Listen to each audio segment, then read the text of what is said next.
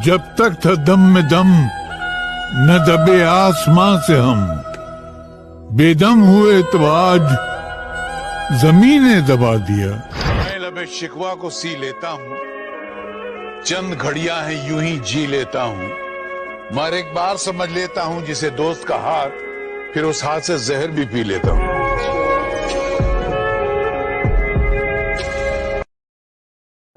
स्वागत पे इतना गुरूर अच्छा नहीं है बेटा, ये बहुत बेवफा चीज है। ये इंसान के पास आने में बहुत वक्त लगाती है, लेकिन जाते वक्त पलक झपकते ही चली जाती है। और अक्सर ये अकेले नहीं जाती, जाते जाते इंसान की इज्जत भी साथ में लेके चली जाती है। अपने हाथ से वही लोग मदद करते हैं जो दुनिया में अपना नाम करना चाहते हैं।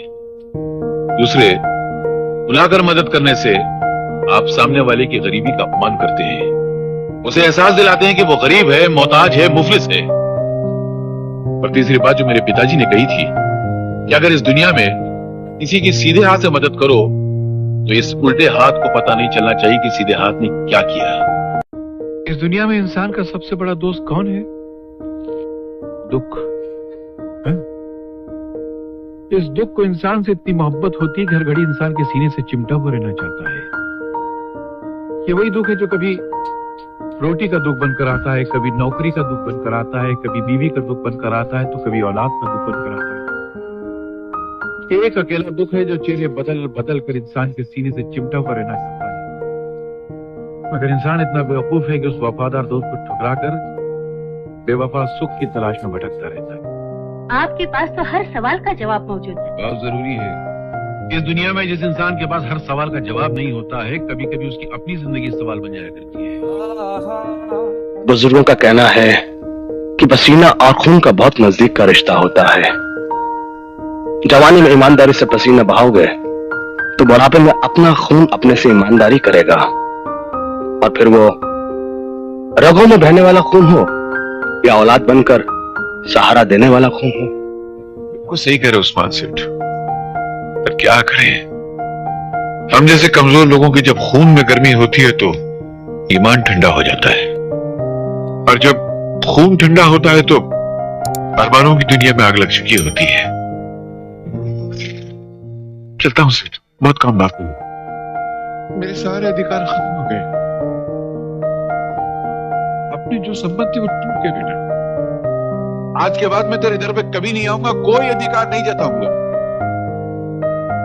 एक बात तो ध्यान से सुन, ये कल के इतने से पौधे को इतना बड़ा पेड़ बनाने के लिए मेरे साथ बहुत सारे लोगों का खून पसीना पानी की तरह इन जड़ों में बहा है। तुझे बड़ा करने के लिए, इज्जत की कुर्सी पर बिठाने के लिए मेरे दोस्त बग्गू ने सारी जिंदगी मेरे कंधे से कंधा मिलाकर तुझे बड़ा किया है। इस पेड़ की एक एक शाख पर, एक एक टहनी पर, एक एक पत्ते पर उसकी मेहनत की मोहर लगी है। सारी जिंदगी मेहनत माली ने की, और जब पेड़ बड़ा हो गया तो फल जाके किसी और के आंगन में गिर गया ना। क्या तकदीर है अपने। लेकिन सवाल ये उठता है अजय साहब, इस वक्त आप हैं क्या?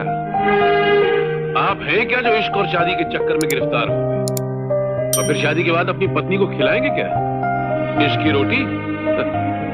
आज के नौजवानों को समझाए कौन? ये काम नहीं करते, इश्क करते हैं।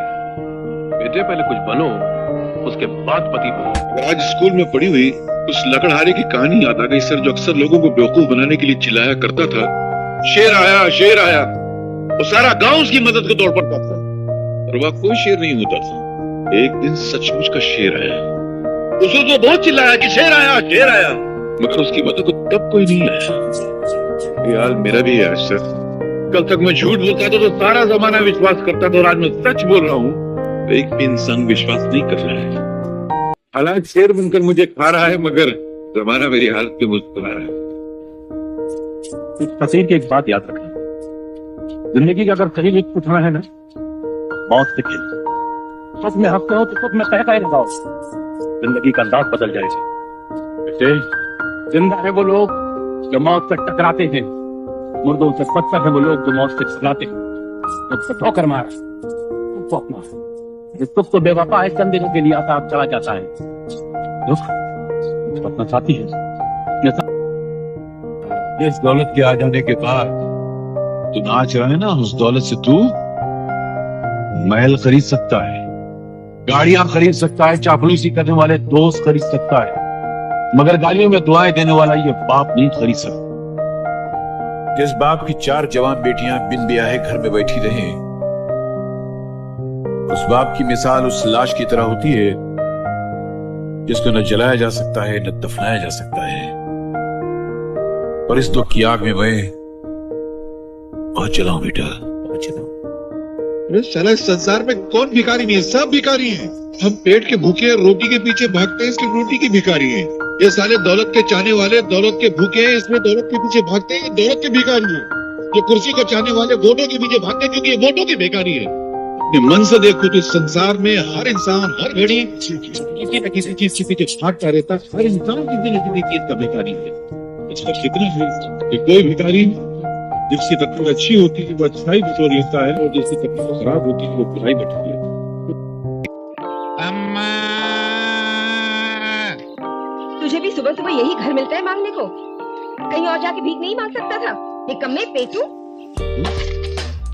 क्या माँ, गाली तो गरम गरम दे रही हो, चावल बासी दे रही हो। ऐसा चावल चूहे नहीं खाते, तुम मेरे को खिला रही हो। अरे चाचा, तू कहीं का महाराजा नहीं, भिखारी है भिखारी। तो क्या हुआ? इस संसार को चलाने के लिए राजा और भिखारी दोनों जरूरी हैं। राजा टैक्स लेता है तो भिखारी भीख लेता है। राजा महल में राज करता है तो भिखारी तुम्हारे दरवाजे पे आके फरियाद करता है।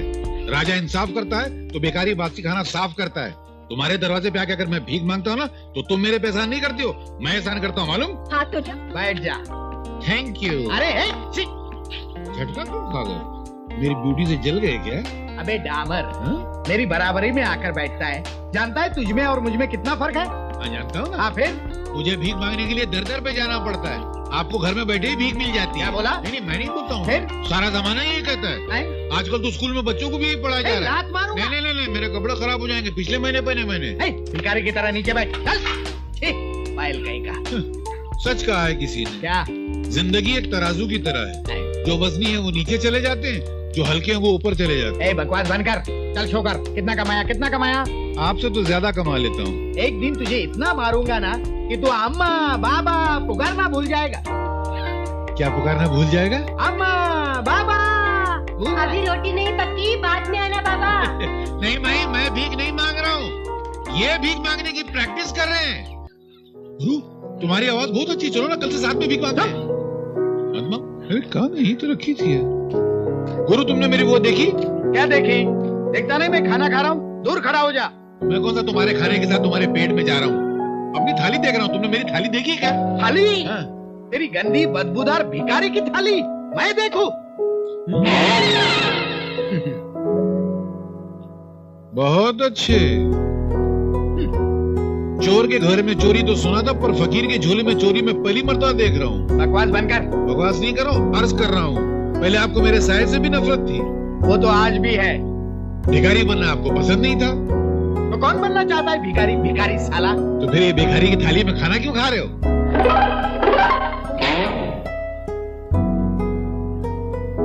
ये तेरी थाली है? जी, मेरी थाली है। जो पेट में क्या वो भी निकालो। वो तो निकलेगा ही, मुझे पहले क्यों नहीं बताया? साला तेरा गंदा खाना गलती से खा गया, अब तेरे भिखारीपन के कीटाणु मेरे पेट में चले गए तो मेरा क्या होगा? तुम्हारी बर्बादी। क्या बोला? सामने। गुरु, माना कि मुंह को खाने की प्रैक्टिस छूट गई है, मगर जबान हिलाकर बात करने की प्रैक्टिस भी छूट गई है क्या? हाँ। और क्या, तुम बहुत ऊपर उड़ रहे हो।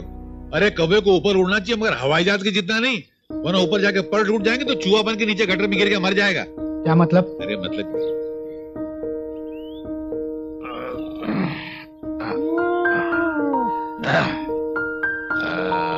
ये हवा भरी हुई गदेली कहाँ से आ गई? उठिए गुरु सरकार, लीजिए दीजिए चाय गर्मा गर्म। नहीं, मेरे लिए सुबह सुबह गर्मा गर्म चाय, वो भी इतने सम्मान के साथ। वाह भाई लंगड़े वाह, तुम सिर्फ तन के लंगड़े हो, मन में 4-4 टांगे हैं तुम्हारी। तुम महान हो, हम तुम्हें सलाम करते हैं। सलाम? मुझे? वो क्यों? इसलिए कि तुम हमारे लिए गर्मा गर्म चाय लाए। लाओ यार, 2 दिन से चाय नहीं पी है मैंने। ला गुरु, ये चाय तुम्हारे लिए नहीं है, ये मेरे लिए है। हाँ, ये मेरा सेक्रेटरी है। क्या? जी नमस्कार। क्या रे सेक्रेटरी, हमारे लिए आज का अखबार नहीं लाया? हिंदी? इंग्लिश का पेपर अब तक मार्केट में नहीं आया, ये हिंदी का अखबार लाया हूँ सरकार। अच्छा तुम जरा दूर हट के बैठो। हम मजे ले लेके अखबार पढ़ते हैं और चुस्की ले लेके चाय पीते हैं, और चाय पीते वक्त हम सड़े हुए लोगों की शक्ल नहीं देखते हैं। ये देख, अब तू सिर्फ अखबार पढ़, अखबार पढ़, और पढ़ते वक्त एक भी शब्द गलत बोला ना तो ये डंडा तेरे मुंह में ठोस दूंगा मैं। तू डरना नहीं, ये बेचारा घरेलू परेशानी से पागल हो गया है। सुबह क्या बोलता है? मैं थोड़ा खाने का ऑर्डर दे रहा हूँ। सेक्रेटरी जरा रॉयल होटल जाओ, वहाँ स्पेशल पराठा, कोरमा और बिरयानी, जितना भी रात का खाना बचा सब लेकर आ जाओ। ओके सर, तुम्हारे लिए भी कुछ मांग कर ले आऊं? तेरी तो लंगड़े, तू जाता है या तेरी दूसरी टांग भी तोड़ दो। अरे ये ठीक हो गया। ये पार्ट टाइम लंगड़ा है, अभी नाके पे जाके अंधा हो जाएगा। तू कब अंधा होगा? Subscribe now and press the bell icon. Never miss an update.